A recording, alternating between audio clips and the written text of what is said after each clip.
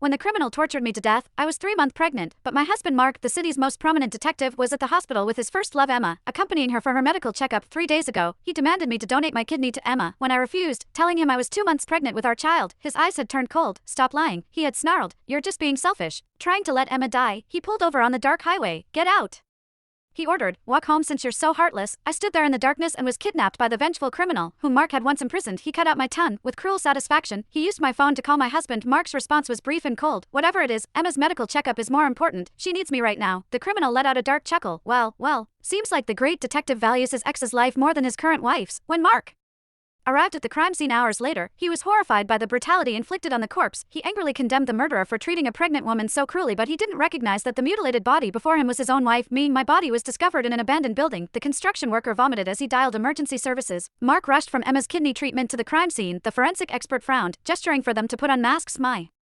husband Mark was the city's most renowned detective. He'd solved countless murder cases, yet even he faltered when he saw this corpse. The summer heat had done its work. The body was bloated, the face beaten beyond recognition, a mass of flesh and blood where features should have been. The injuries were extensive. The head barely hung onto the neck by a strip of skin. The stench of decomposition filled the air. Mark closed his eyes briefly, took a deep breath, and pulled on his gloves to begin the preliminary examination. I watched nervously as he removed the blood-stained necklace from my neck. 2 rings hung from the chain, our wedding rings that I had handcrafted for us with love. I remembered how proud I'd been, presenting them to Mark, days spent carefully making them perfect. But when Emma saw him wearing his, she had laughed cruelly. What is that ugly thing? Did you fish it out of a dumpster? Mark had ripped off the ring immediately, throwing it back at me. His face had burned with humiliation. You're my wife, he had snapped. You're supposed to help me succeed, not make me look ridiculous in front of others. Though his cold words still echoed in my ears, I believed surely he would recognize these rings now, these symbols of our marriage, of my love for him. But Mark just impassively instructed his assistant to bag them as evidence. His colleague worked methodically, then suddenly paused. Mark, the victim was pregnant, about 2 months along. I watched, heartbreaking, as Mark's expression darkened with rage. These animals, he snarled, slamming his hand against the wall. How could they be so cruel to a pregnant woman? I wanted to scream, to shake him. Emma was diagnosed with kidney failure just 5 days ago. The doctors said she needed a transplant urgently. Mark had rushed to the hospital at midnight. On the way, he begged me, you have to help her, Alice. You're a match. You're the only match they've found. I'm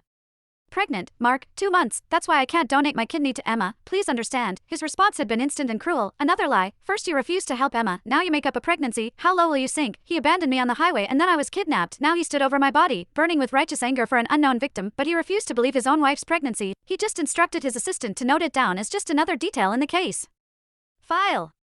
Make sure to highlight the pregnancy in the report. This makes the case high priority. I shouldn't have hoped. I never existed in Mark's heart. He never believed me, never trusted me, not since the day we married. In Mark's heart, every word I spoke was a lie, every action suspicious. He saved his trust and love for Emma, even though I was his wife, even though I had loved him with everything I had. My friend Sarah had warned me from the start.